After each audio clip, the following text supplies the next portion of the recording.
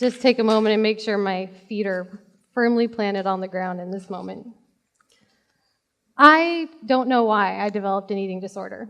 The best answer I've been able to find is that genetics loaded the gun and environment pulled the trigger. Never having liked myself or feeling like anyone else in the world liked me the way I was, around age 14, I looked around and noticed that thinness and weight seemed really important. I would notice in movies, television, magazines, thin people were idolized and fat people were jokes.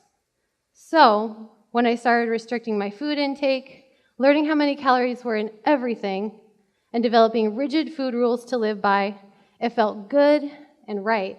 And unfortunately, my environment confirmed it too. I can't tell you how many girls came up to me and told me they were jealous of my weight loss and asked how I did it. I would go into clothing stores and wear the exact same size that was on the mannequin, giving a very literal meaning to fitting in. Even boys started paying more attention to me. I felt like I'd finally taken control of my life.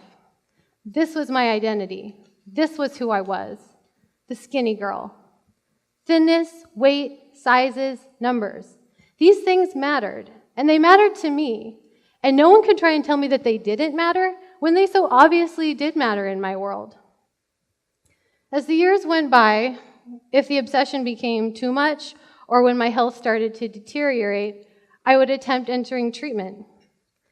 But it never worked because, truly, I didn't want to let go of my eating disorder. My Ed. Ed was the voice of my eating disorder, and I didn't know who I would be without him. What anorexia and bulimia gave me was a sense of control when I didn't feel like I had any.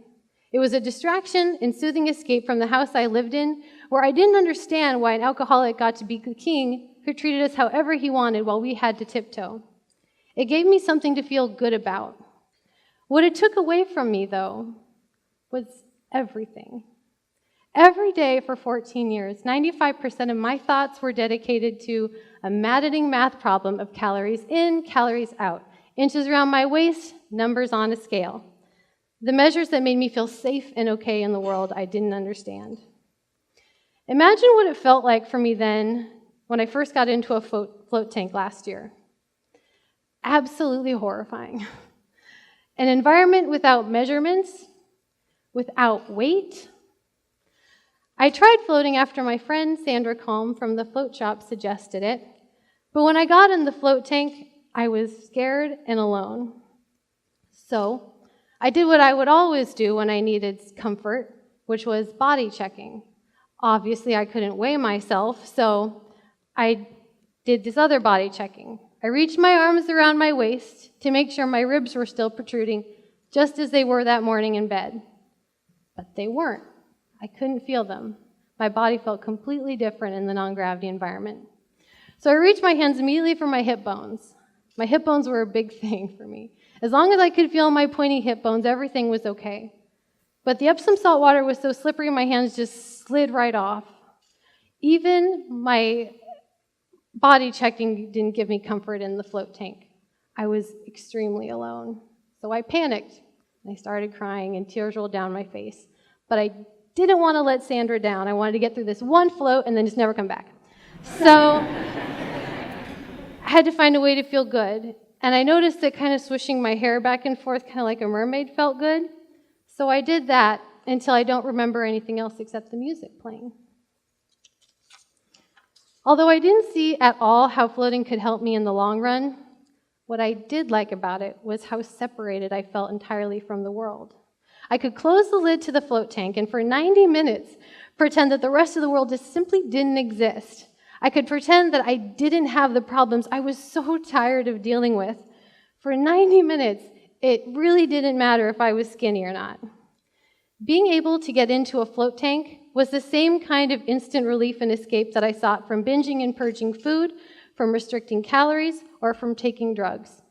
At the time, I had a prescription for Adderall for increased focus at work, although I was just taking it because it made me feel happy and upbeat. Adderall, and it also basically eliminated any sense of hunger. So Adderall seemingly fixed my eating disorder in the same way that you fix a leaky faucet by shutting off the water. No more leak. But this routine caught up with me.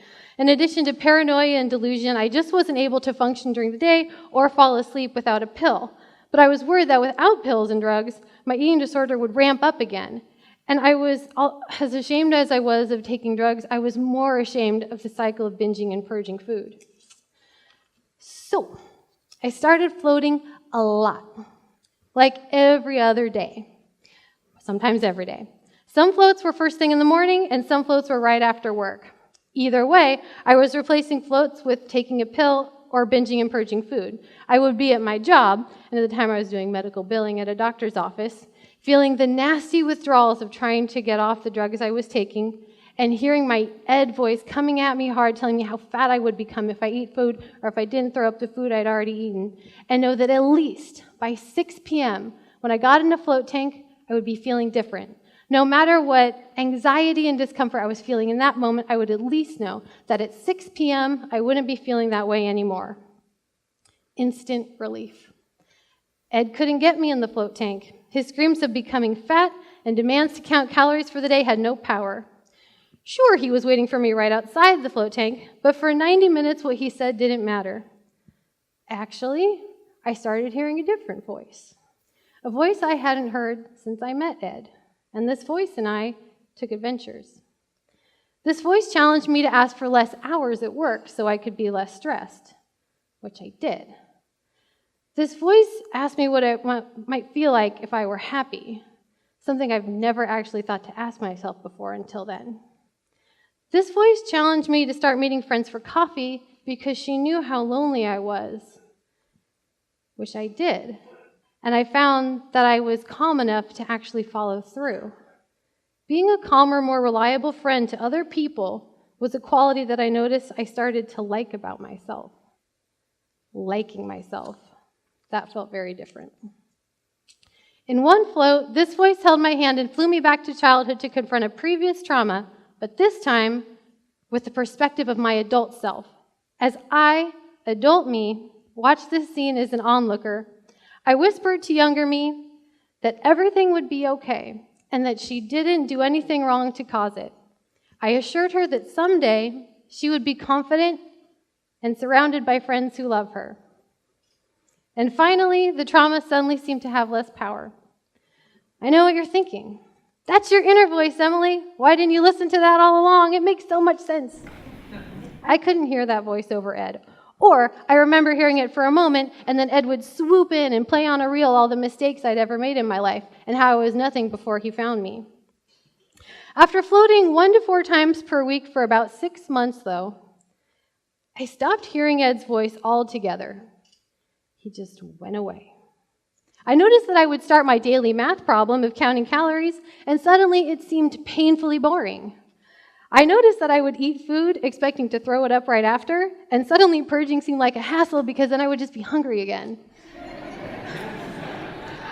Where did Ed go?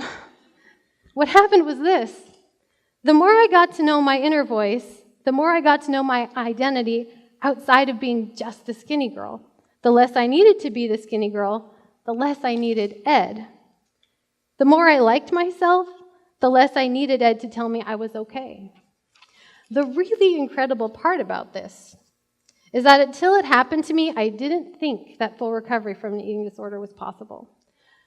All I had seen around me in treatment, in support groups, and among my Ed blogging recovery community was people cycling in and out of treatment until eventually resolving to live with their disorders as best they can by maintaining their symptoms.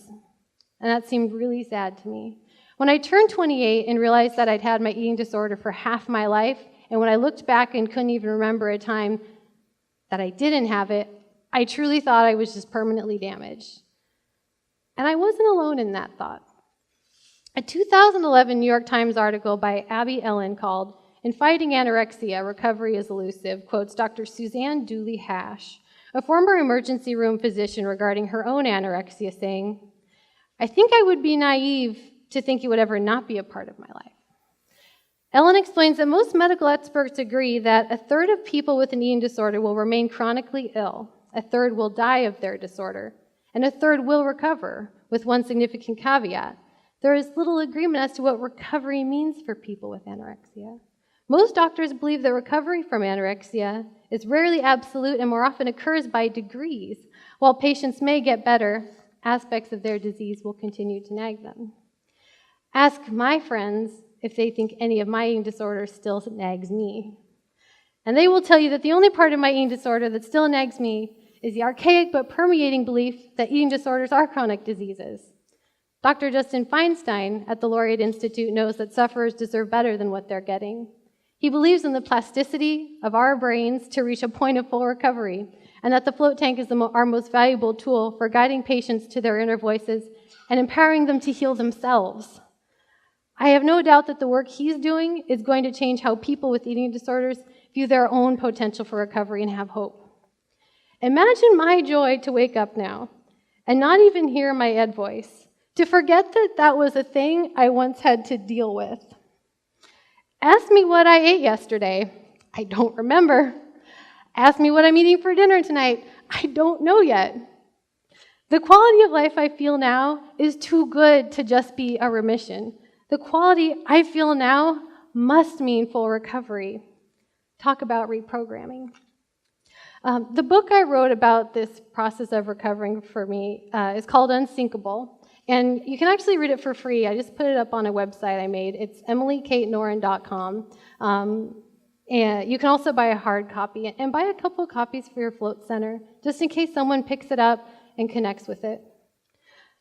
My bio on the Float Conference website also has those links. I'm extremely grateful that I have access to float tanks in my city. I interact a lot in the blogging community for eating disorder recovery, and some who've read what's happened to me really want to try it, but don't have access to a float tank nearby. So open your float centers. And to those of you who run float centers, are opening float centers, or are doing float research, I say on behalf of everyone who deserves better treatment than what they've had available, thank you.